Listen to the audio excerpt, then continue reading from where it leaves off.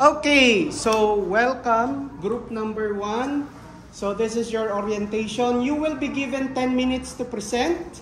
The title is already there in your screen, and then you will be given 10 minutes for the Q&A. Again, my advice to you is that make sure that all of you at least answer once during the defense, and so I can include that in your corresponding grade. You will be graded individually in this presentation. So before we start, I would like to ask for your consent in taking your video during the presentation. So I need you to confirm it's either yes or no. Yes. Okay, so with that, the floor is now yours. You may start whenever you're ready. Greetings, Dr. Manama. We are the Group 1 and we are here proudly presenting the impact of procrastination on the grade 12 ABM students' academic excellence at ACLC College of Manila. I will start by introducing myself. I am Evangeline Moore, the focal person of this group. And my name is Arian de Jimeno. And my name is Nina Claret Pigueles. And my name is Joanna Mercado Taboy. And I'm Elsie Gusto. And I'm Darlene James Bernardino. I'm Rochelle Sabelle. And my name is Fisher A. Mendoza. I am Camille Almato. And I'm Angel Grace Omar.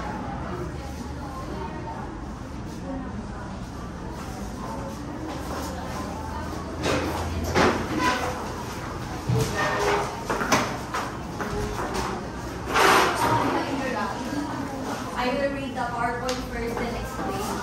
In this generation, many students tend to be lazy and prioritize unimportant things over their responsibilities.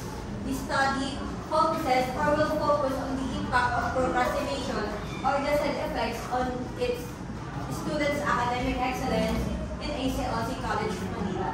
It aims to understand how procrastination affects students' academic performance and how it can be managed or reduced. What the PowerPoint means here is that in this generation or sa panahong ito, there are a lot of students or young people that would rather prioritize doing nonsensical things or things such as playing, reading something, and watching dramas that will not benefit their academic excellence. A short meaning on procrastination. Procrastination is the negative act of postponing things or not doing things in its set deadline.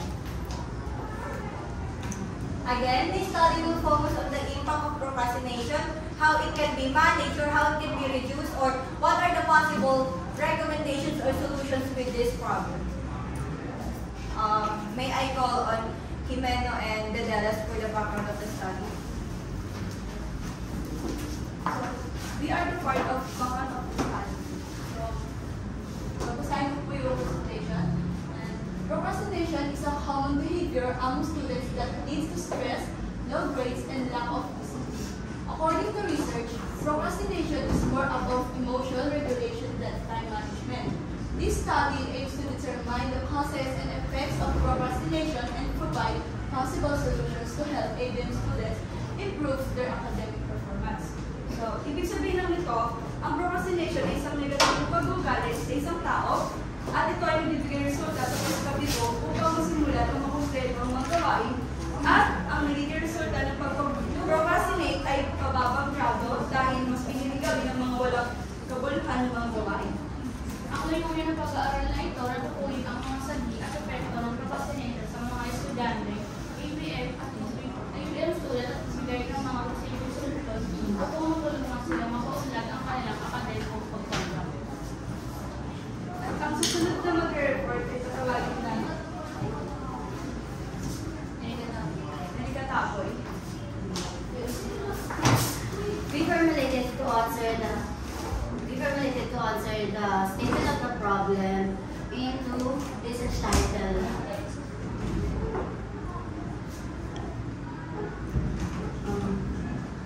This research aimed to determine the impact of procrastination on the academic excellence at ABM student at ACLC College of Manila. First first question is, what is the demographic profile of the respondents in terms of age, gender, and section? Second, how does procrastination influence academic performance in terms of project, examination, and grades? Third, what is the cause of procrastination such as distraction, decisiveness, burnout, and lack of motivation? Fourth, what is the suggested solution to avoiding procrastination such as self-discipline, planning, and good time management? Next is significance of the study.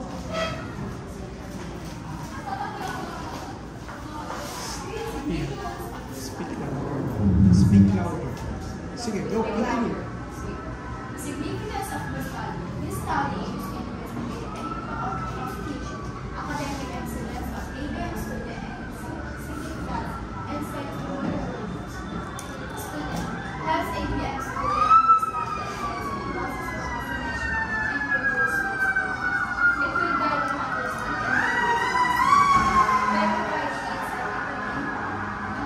excellence, identify the main causes, and to reduce stress. Teachers. As these teachers in identifying the root causes of the examination and understanding students. Teachers. Additionally, it will assist teachers in assessing student capabilities and understanding the reasons behind grade, homework submission, leading to better knowledge of the topic. Parents' guardians. Provide insight into children's time management, academic outcome, and related topics. Parents and guardians should understand the strategies for children with time management and study as well as learning the difference increasing illness and procrastination outcome. You have to speak louder, ha? Sige, continue. Community. Raise awareness of the negative effects of procrastination, promoting responsibility and productivity. Community. Initiatives aim to inform individuals about the negative impacts of procrastination, fostering productivity and responsibility. This awareness encourages members to make informed life choices, benefiting both personal and professional. Next is workers. Encourage better time management, skill development, and improve job performance. Identifying procrastination and areas for growth helps employees enhance their skills and also improve their time management. Researchers guides current researchers in studying procrastination's mental health, time management, and performance. By addressing procrastination, researchers can improve their understanding of its causes. Next is future researchers. Serves as a reference for further studies, offering findings and strategies for improving future researchers on procrastination. This study provides valuable insights for future researchers and the development of new strategies. Next is research design. The next presenter is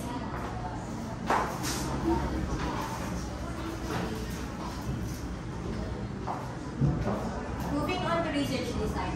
Quantitative descriptive research design, or the quantitative descriptive method, is used to measure the impact of procrastination on academic excellence and is used to define the possibilities of this study. What we mean in this is because that practical research tool uses a quantitative, and our study means the impact of procrastination on the grade of ABM students' academic excellence aligns most on the descriptive method used to measure the impact of procrastination on academic excellence. And now, let's move on to sample and sampling technique.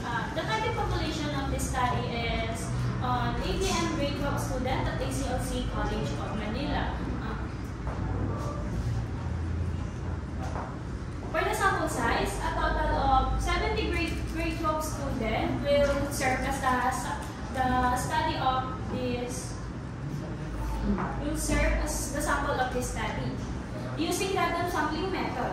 The sample consists of grade 12 student age 16 to 26 years old from ABM's grade 12 student at ACLC College of Manila. And next presenter is Mendoza. In our study, we will use the survey to find how procrastination affects ABM students of ACLC College of Manila.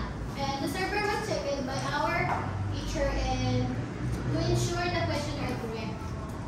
To cover the information of students is the effect of procrastination as a possible solution. We will distribute the survey after the class to get response to students. The next presenter is Mano.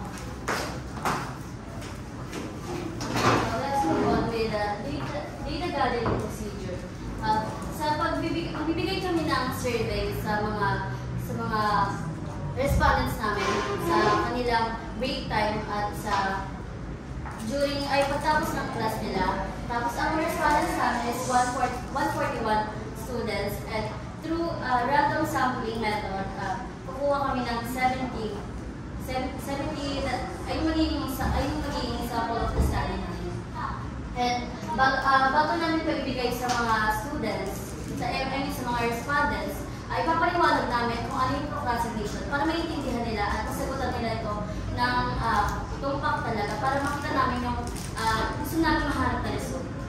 And the next presenter is Aurora. Data analysis. In this research, will be collect data using survey method that will be from grade 12 ABM student at ACLC College Manila during break time and after class. There will be 4 groups of 30 students each, and only the answer that matters will be looked at. The researcher will use 50% of initial respondent, applying specific formula for data collection. Also, the researcher will make sure that the answer of the student will be private to protect their privacy and make sure and to make results trustworthy. Also, the researcher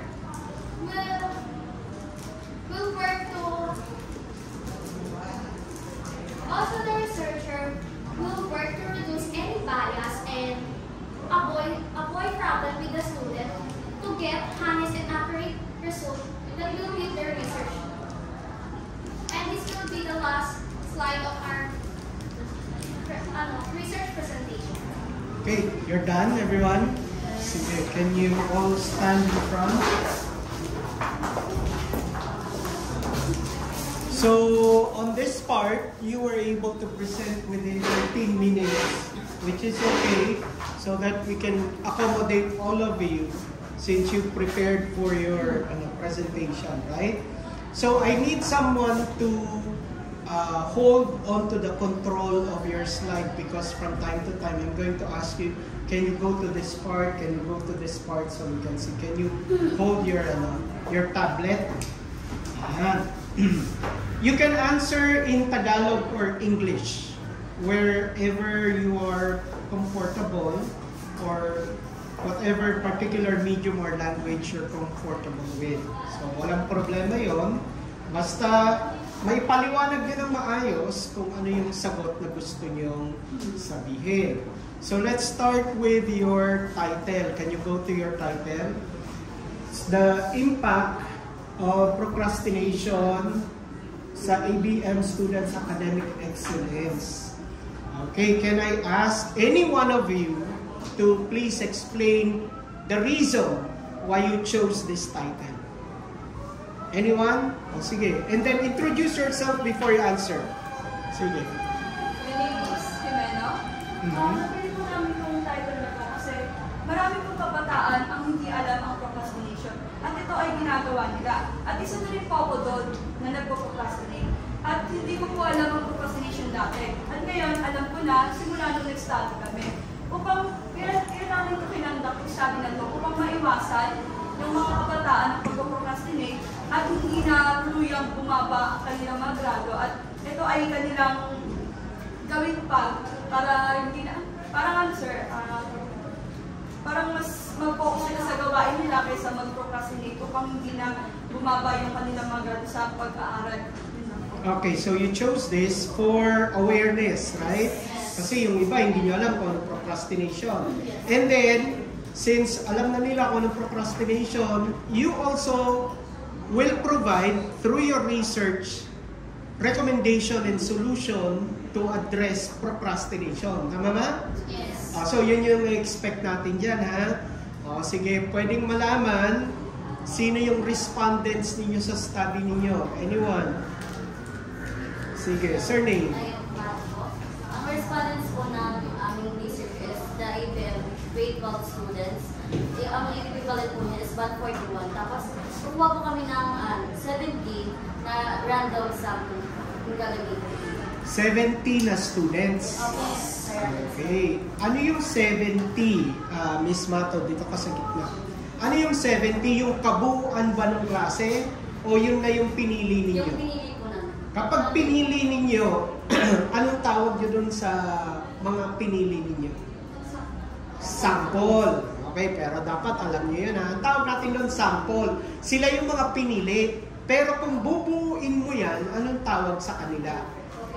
Population. Very good. Yung kinuha nyo dun sa population, ang tawag ay sample. Sino ngayon ang bibigyan nyo ng survey? Yung population o yung sample? Si Miss Mato. Yung sample. Yung sample. Okay, so 70. Alam nyo ba kung ilan yung lalaki at babae? Kinuha nyo yun. Oo, kasi nasa SOP ninyo, di ba? Yung demographic profile of the students. So, ganun nyo dapat sasagutin. Yes, sir. Kasi po, nakalagay po sa SOP 1 namin ay ang demographic profile ng mga estudyante. O, sige, Miss Mata. Okay na. Sunod, may binanggit siya random sampling. Sinong pwede makapagpaliwanag?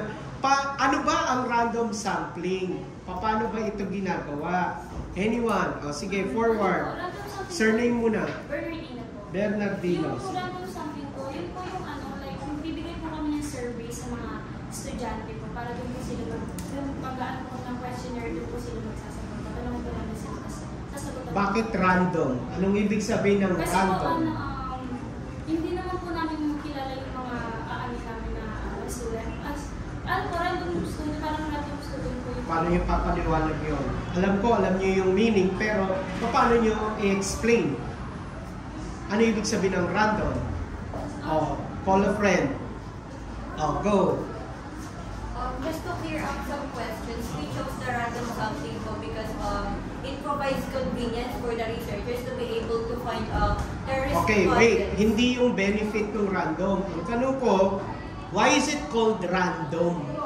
It is called random because the respondents we managed to gather were just scattered from different places, but they are also from grade 12 ABM students, like group or something. So, when you say random, walang specific na pattern, walang specific na sequence.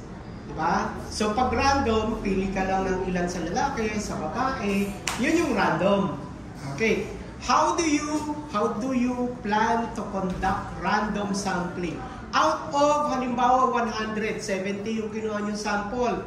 Paano nyo kukunin yung 70? Paanong paraan? Anyone? Paanong random?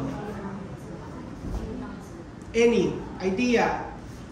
Yes. Abelia po. Yes. Siguro po, kukuha kami ng, like, kada section po, kukuha kami ng siguro mga 10 students po. Kada section po. Ano pang pwedeng gawin para fair na random talaga? Yung wala kang kinikilingan na pangalan, ay ito, dapat kunin natin. Magaling sumagot to eh. Dapat nakatakip yung pangalan. Yun yung random. Paano gagawin yun? Siguro pa yung mga lang po. Yung billing lang po talaga na magsagot na Kilala nyo pa rin. Paano nyo mapipili? Paano nyo mapipili na hindi nyo nakikita kung sino yung pinipili ninyo? Nakapikit ako. O ikaw. Yun, random yun. Paano nyo gagawin sa research? Any? Go. Siguro po, like, iba, after class po nila, yung mga student na lalabas, pwede po silang akutan ng mga survey. Eh, po yung mga sabi na hindi natin sila kilala. Convenience yun, kung sino yung nandyan. Hindi siya random. Paano random? Yes. Or kung ano po, pagka sabi po, Oh. pagkakaroon po ng parang, meron po kami isang bowl. Yes, ganyan. You're on the right track. Go. Meron po isang bowl. Then, Hmm. ilalagay po doon yung names ng mga Yes. students. Then, tsaka na siya ililihan. Ganyan. Papaano? Yung hindi nyo nakikita, ang tawag dyan is the fishbowl method. Diba? Mas kilala nyo yan, bunutan. Tatakip yung pangalan. Yun yung random. Hindi nyo nakikita yung tao, hindi nyo nakikita yung pangalan. Okay, sino yung muling sumagot?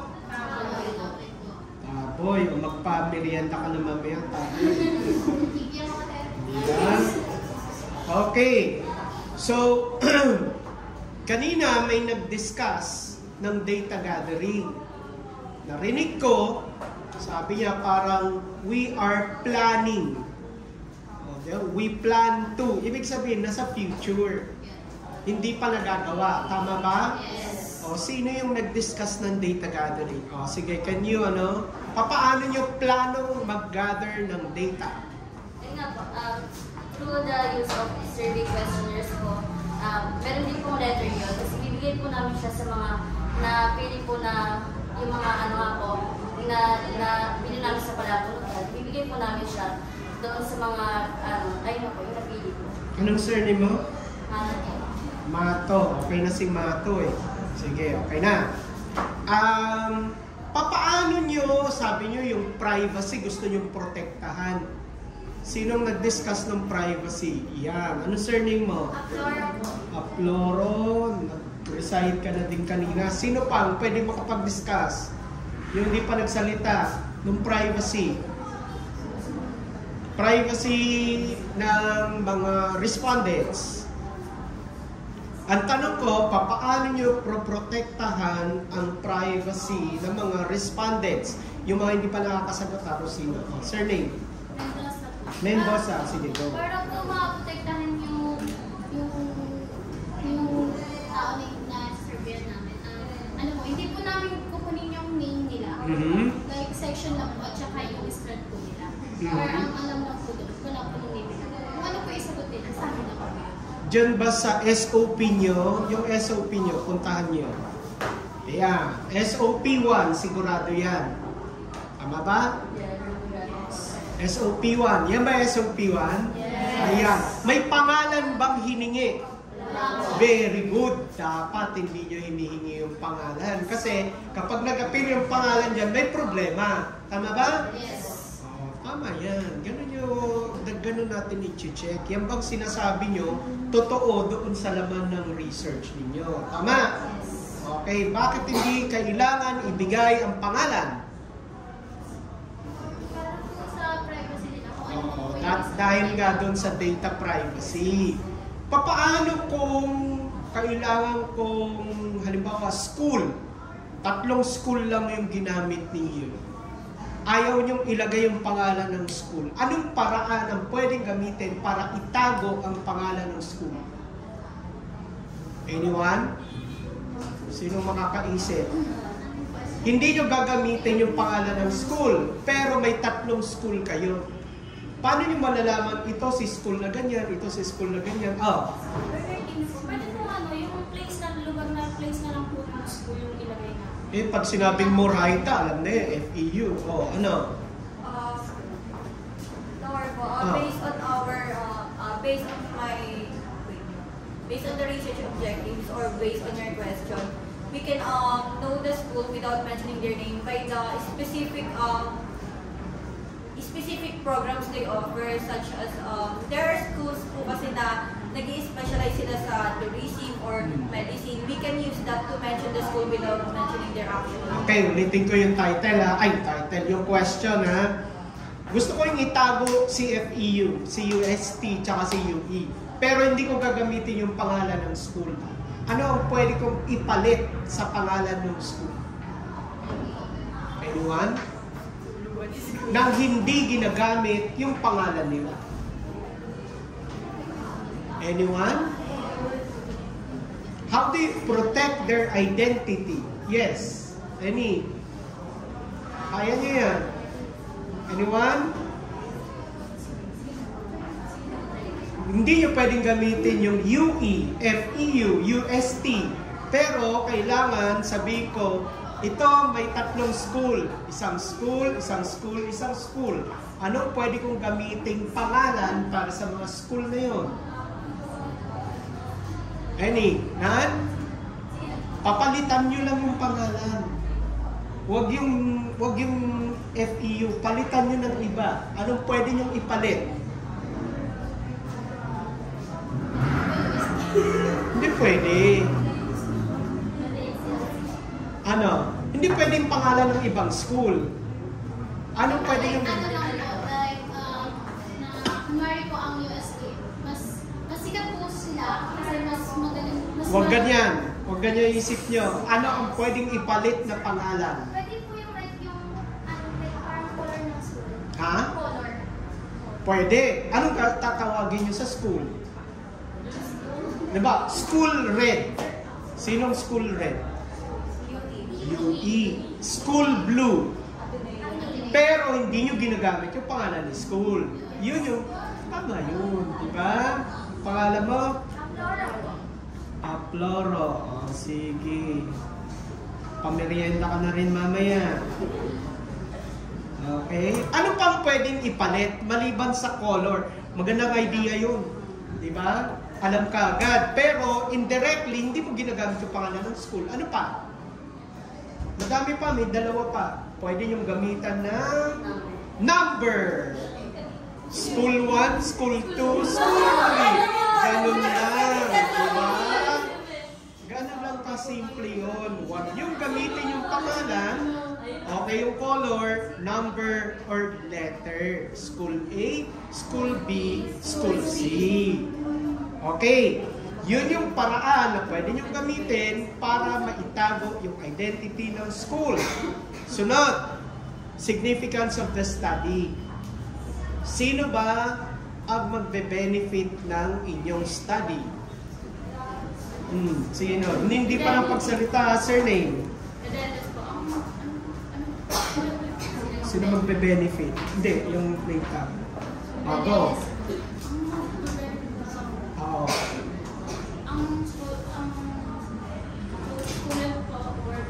Lakas. So, kapag yan nilista mo, student, teacher, puro ba mga tao ang beneficiary ng research? Yes or no? Yes. Yes. So, hindi pwede mag-benefit ang school.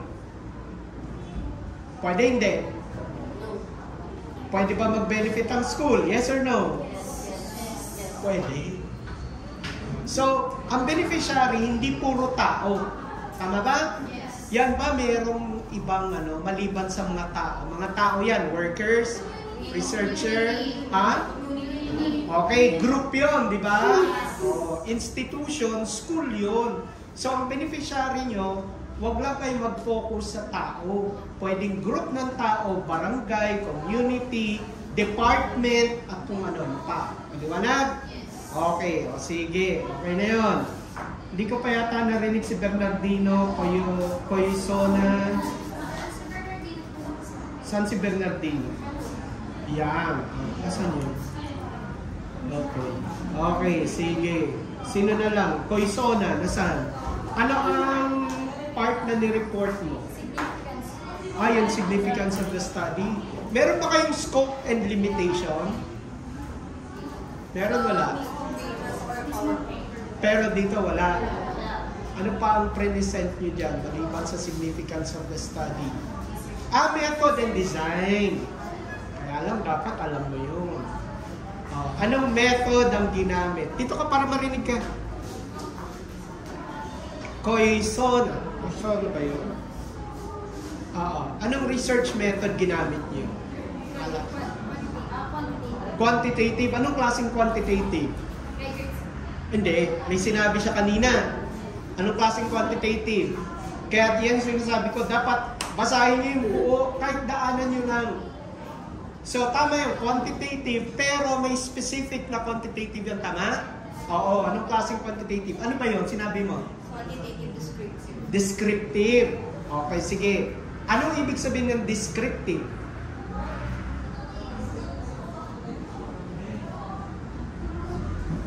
Kunin nyo yung salitang ugat. Describe. Anong ginagawa pag nagde-describe? Dinidescribe po yung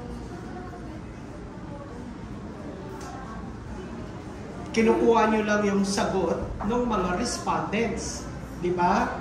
So, ang research ninyo ay tungkol saan?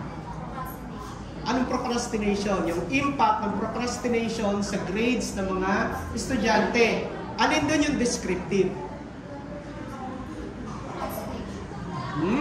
Ipaliwanag nyo. Bakit siya descriptive? Kasi gusto nyo malaman yung ano? We use descriptive because we want to find out the impact itself. From whom? From the students. So, i-describe nila ano ba ang impact sa kanila ng pagde-delay ng mga gawain sa kanilang grades. So, this is just a proposal. Tama ba? Yes. Okay. So, I think that's it. Natawag ba lahat? Yes. Natawag. Surname? Oo nga. Tama. Yan na. Sino? Oo nga. Oo, tama. Kasi nagtatago ka, kala ko, hindi ka natawag. So, last question. What did you learn in the process of writing your research? Actually, dalawa siguro question. Sino? Yes. Opinionated answer. Yes. Well, in the process of writing our research, I learned that the impact of procrastination isn't just negative. It causes at least, it takes your mental health. Personal, na natutunan ninyo. Yeah. What did you learn to do? I learned to not procrastinate and manage my members. In writing the research, ano ang na-develop sa inyo? Ano natutunan ninyo? Can you kindly repeat that? What did you personally learn from the process of writing research? Naging masipag ba kayo? Naging mapagbasa ba kayo? What developed in your character? Well, to be fair, in my character, I learned to be more productive. Since I am the focal person of this group, I am the leader. I learned to how to properly manage and work every day. Since this whole research depends on how I do the manuscript and how I manage my. If you're going to grade her, what grade would you give? 100. Lahat kayo 100? Yes. Wala nang room for improvement. Perfect na yun. Tama ba? Yes. I beg your pardon. Okay, Well, so... I am honest naman, hindi naman 100. Since may flaws din ako, sometimes I get so worked up and don't listen to your opinions. So I guess that's room for improvement. Inaamin niya naman. So, yan ang isang karakteristik ng good leader. The reason why I'm asking you is, hindi lang ito tungkol sa laman ng research ninyo.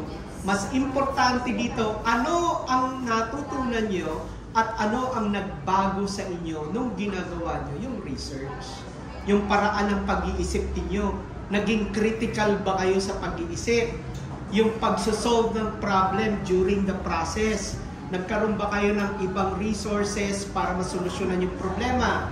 Yung bang relationship, naging mas close ba? Yes or no? Yes. O, diba? Yun yung mga lessons beyond the classroom na dapat nyo matutunan. So, with that, I would like to congratulate all of you. Gusto kayo ng konti para makita kayo for passing your research proposal.